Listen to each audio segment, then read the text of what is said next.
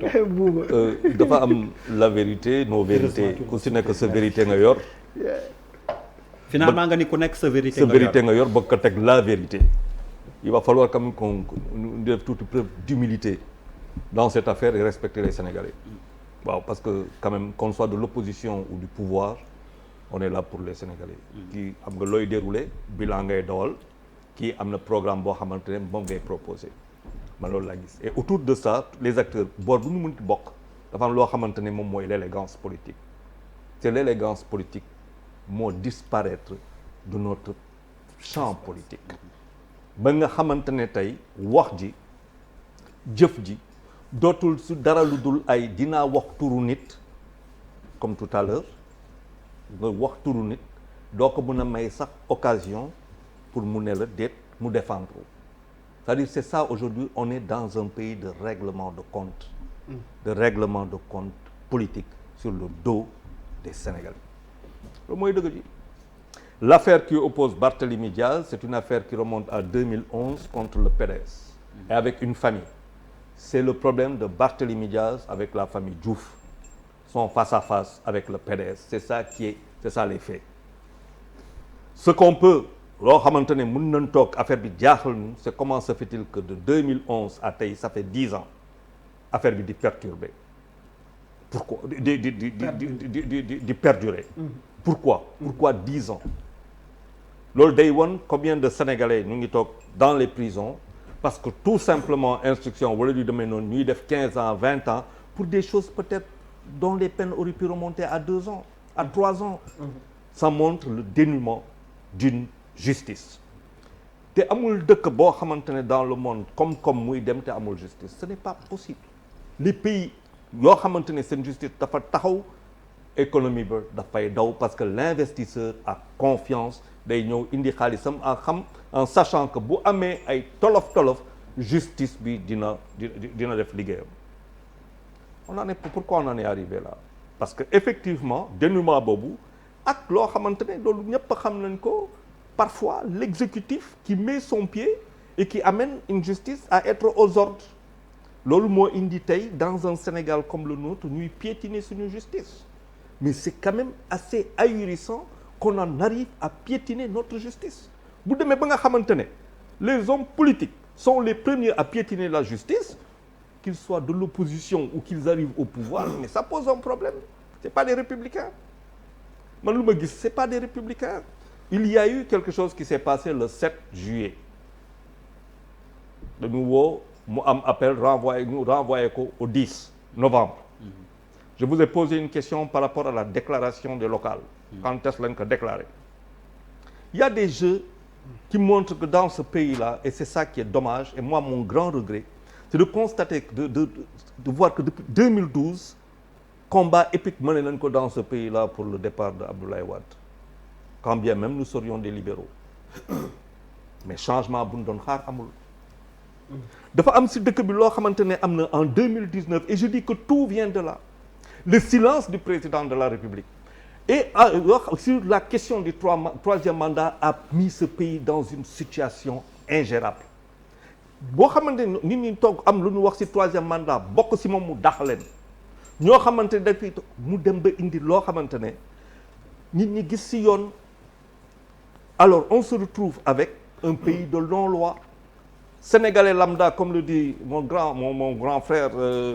El Hadj Amidou Kassé am na sénégalais boo xamante ne boo tuddee Mamadou Ndiaye doo politicien mais bu la wooyee justice da ngay dem loolu mooy dëgg bi tey il y a les uns et les autres moi Barthélémy Diaz c'est mon neveu un bokk deret bokkuñu parti bokkuñu gis-gis bokkuñu gëm-gëm politique il est socialiste je suis libéral mënuñu ànd si wàllu politique mais mën nañ ànd si principe mën nañ ànd si élégance politique on n'a pas aidé Barthélémy Diaz dans cette affaire-là parce que c'est-à-dire kenn xalaatul sax Barthélémy Diaz dem nii ñu ne ko Barthélémy Diaz tey tu viens le 10 on te prend on t'amène en prison on te condamne kooku Sénégal c'est-à-dire ça ne passe pas Cette défiance face aux gendarmes de notre pays, dans un climat d'insécurité avec un stress extraordinaire nous entourant par rapport à une ceinture de terrorisme, le djihadisme, mais boo nekkee homme politique quel que soit le bord ba nga nekk mais da ngay calculer loolu aussi politicien nag da nga koy mët homme politique da nga koy mët da nga koy mët yor dëkk dafa am lu mu laaj ay qualité lu mu laaj dafa am lu mu laaj et je suis désolé de dire que je ne le vois pas. C'est-à-dire mon grand regret est de voir qu'on incarne le pouvoir, on ne respecte pas sa parole. Et ça, c'est ça qui nous fait mal aujourd'hui. Les Sénégalais souffrent aujourd'hui parce que tout simplement boussole boo xamante ne dafa waroon leer ñu xam fu ñu jëm 2024 xam lu ñuy choisir ñoo xamante ni dañu war a tànn ci seen camp qui va se battre pour ñoom ñoo xam opposition am lu muy def pare 2024 loolu yëpp am xamuñu ko. Donc finalement fii ak 2024 je me demande même est-ce qu'on aura des présidentielles en 2024 à ce rythme-là. Est-ce que quelque part même cette situation n'arrange-t-elle pas tout le monde, y compris le pouvoir surtout? Parce que dans un pays boo xamante ne bu la convoqué nga am 10 000 personnes yu gën a si biti ay xale yu ndaw xeex si biti lakk ay affaires yu demee noonu les investisseurs ne viennent pas. Je veux dire on est dans une situation de non-loi et de terreur et rien que de terreur, mais où va-t-on? Aujourd'hui, imaginez et ça c'est Barthélemy. Imaginons que Sonko soit appelé en justice pour répondre d'une accusation très grave, très grave, formulée contre lui. Waxuma qu'il est accusé, mais c'est très grave. Surtout si c'est pas vrai. Vous imaginez ce que ça veut dire? On a réussi à mettre notre beau pays, les politiques et les hommes politiques et il faut dire que man wax naa ko l'opposition a été aidée et entraînée sur ce terrain-là. Et elle ne voit malheureusement, comme le dit Malal, rien d'autre que la rue pour régler un problème politique. Barthélemy, c'est pas un problème politique qu'il règle. Il y a eu mort d'homme. C'est pas parce que fetol la yor mu tiré que bal bu rey bal bi fetol ba la jógee. Quand même, ça c'est des choses, des questions qui doivent être traitées par la justice. C'est pas parce que tu tires que la balle qui a tué est sortie de ton pistolet. D'autant qu'il y avait d'autres pistolets. Il faut que nous affaire bi c'est pas si compliqué que ça. Mais j'ai l'impression que dañu jël dëkk bi en otage qui fait que aujourd'hui ku ñu woo justice bu dee Sénégalais lambda la c'est ton problème tu iras en prison s'il faut aller en prison mais bu dee Thiézan kii doo dem et comme on l'a dit malheureusement comme il l'a dit tout à l'heure Sow on n'a pas donné des exemples aux Sénégalais on nous a pas donné d'exemple et malheureusement dans un pays boo xamante ne ay ndaw ñoo fi nekk bu ñu toogee di gis message yooyu bien entendu dañuy désespérer